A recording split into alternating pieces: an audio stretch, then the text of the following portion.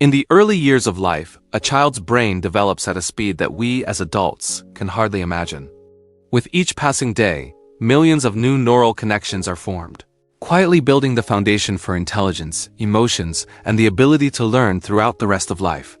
But what is important to note is this: that immature brain is both powerful and extremely sensitive. No accident is needed. No illness is required. Sometimes just a very familiar habit within the family is enough to create impacts that we are completely unaware of. Most parents act out of love. We want our children to be happy, to behave well, to stop crying so we can do housework, rest for a moment, or simply take a deep breath after a long day. And because of that, many actions are repeated every day, without anyone realizing that they may be affecting the developing brain of the child. The issue is that a young child's brain does not respond in the same way as an adult's brain. What adults see as normal, pleasant, or entertaining for the child may, for an immature brain, be a level of stimulation beyond its capacity to process. The most dangerous thing is that these impacts do not cause immediate consequences. The child still smiles, still watches attentively, still appears to enjoy it. But inside, the brain may be working in overload, constantly adapting to an unnatural pace without enough time to rest and reorganize.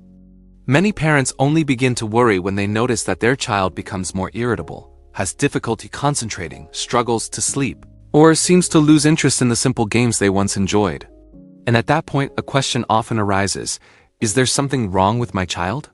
In reality, in many cases, the problem does not lie with the child. It lies in the subtle impacts on the child's brain, happening little by little every single day. And if we recognize this early, there is still time to adjust everything. In many families today, there are certain beliefs that have almost become default. We believe that watching just a little won't hurt. We believe that content made for children must be safe. And we believe that if a child smiles and watches attentively, it means they are enjoying it and benefiting from it. These beliefs sound reasonable, but the problem is that they are built on adult perception, not on how a young child's brain actually functions. An adult brain has the ability to filter information, regulate emotions, and temporarily shut down unnecessary stimulation, but a child's brain does not yet have these mechanisms. Children cannot choose what they take in. They absorb everything that appears in front of them at an intensity that their immature brain is forced to process. So when adults see just fun images, the child's brain is actually having to constantly adapt to rapid changes, intense sounds, and an amount of information beyond what is natural. And this happens even when the exposure time is not very long. Another very common misconception is believing that a child staring at a screen means they are concentrating. In reality, being fixated does not equal healthy focus. It may simply be the brain's reflex when pulled into strong stimulation, similar to how adults find it hard to look away from highly stimulating content. Some parents also think, we can adjust later when the child is older. But early childhood is when the brain forms its default pathways for how it takes in the world. What is repeated many times during this period becomes the standard the brain uses to judge what is normal and what is stimulating enough.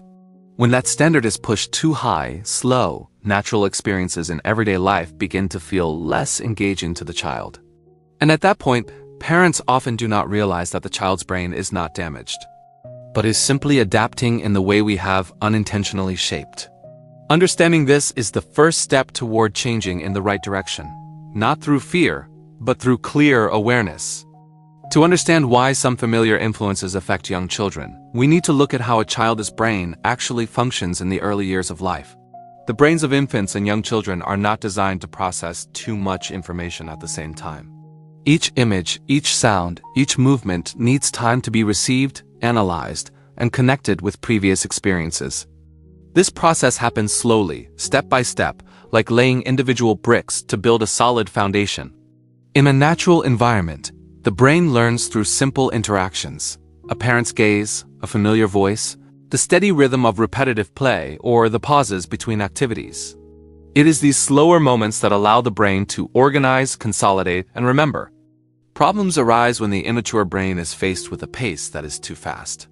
When images change constantly, sounds never pause, and movements come in rapid succession, the child's brain does not have enough time to complete one processing cycle before the next begins. As a result, the brain is forced to operate in a constant catching-up mode, rather than learning in an active, intentional way. At this point, the brain is no longer focused on understanding content, but shifts into a different mode, reacting to stimulation. This mode brings short-term excitement, making the child appear very attentive. But in reality, it is a state of prolonged mild stress, in which the brain is continuously pushed to take in more without having time to finish processing. Another important point is that a young child's brain learns what to expect based on what is repeated frequently.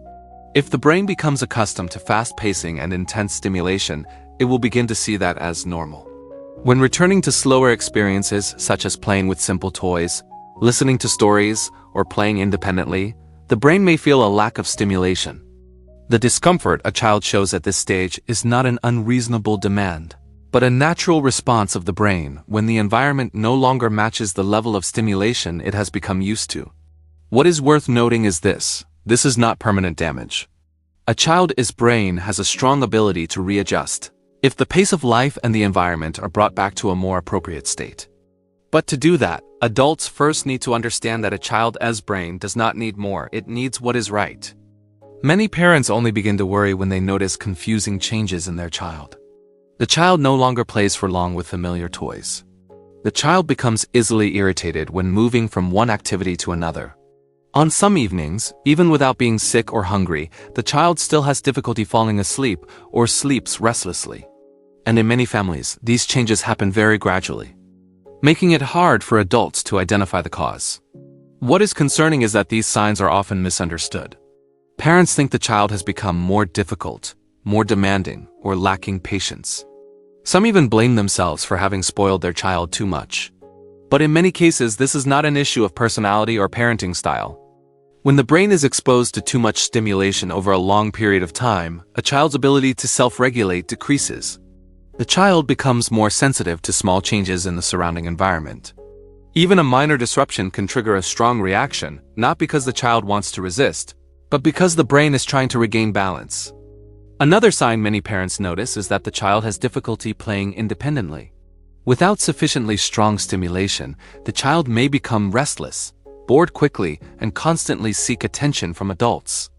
This is sometimes mistaken for the child being clingy, but in reality, the child's brain is struggling to adapt to a slower pace. There are also children who become more withdrawn after periods of high stimulation. They respond less, take less initiative to explore, and seem to lose interest in simple play. This is the brain's way of pulling inward to cope with overload. What is important to emphasize is this: children do not know how to express their discomfort with words. They can only show it through behavior, sleep, emotions, and attention. And if we look only at the surface, it is very easy to miss the signals the child's brain is trying to send. Recognizing these signs is not meant to create fear, but to understand that the child's brain needs support in a gentler and more appropriate way. When the impacts on a child's brain occur over a short period of time, the body usually has the ability to self-regulate. But if a highly stimulating environment is repeated over a long period, the child's brain will gradually form new habits in the way it takes in the surrounding world. One of the most noticeable changes is the ability to focus. Children may struggle to engage in activities that require patience, such as doing puzzles, listening to stories, or sitting quietly for a certain period of time. Not because the child is not intelligent, but because the brain has become accustomed to a fast and continuous pace, making slower activities harder to sustain attention. In addition, emotional regulation can also be affected. Children may react strongly to small situations, find it difficult to calm down after feeling upset, and need more support from adults to stabilize their emotions. These reactions can sometimes make parents feel exhausted, but in reality, they are signs that the brain is struggling to self-balance. Another consequence is a reduced interest in simple, everyday experiences. When the brain has adapted to high levels of stimulation, natural activities such as playing outdoors, interacting with familiar objects, or listening to a slow, gentle voice may no longer feel engaging enough. The child is not bored with life, but is simply missing the level of stimulation the brain has become used to. What is important to emphasize is this: these changes do not happen immediately, and they are not irreversible. A child's brain is highly flexible, especially in the early years. Recognizing this early and adjusting the surrounding environment in a suitable way can help the brain gradually return to a healthy developmental rhythm. The issue is not what was done in the past, but the choices made from this point forward. After recognizing the subtle impacts on a child's brain, many parents begin to worry. Is it already too late? In most cases, the answer is no. A young child's brain has a very important characteristic: high plasticity. This means the brain has the ability to adapt, adjust, and form new connections when the surrounding environment changes. When the pace of life slows down, when the level of stimulation becomes more moderate, the child's brain begins to have the opportunity to rest, organize, and consolidate what it has taken in. Moments that may seem insignificant, such as a few minutes of quiet play, brief eye contact with parents, or periods without constant noise, are actually the moments when the brain recovers. This does not happen overnight. But many parents notice that after a short period of adjustment, children begin to sleep more easily, become calmer, and show greater patience.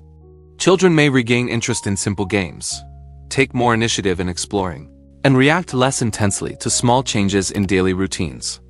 What is important is that this change does not require extreme measures. The brain does not need to be abruptly withdrawn or placed under new pressure.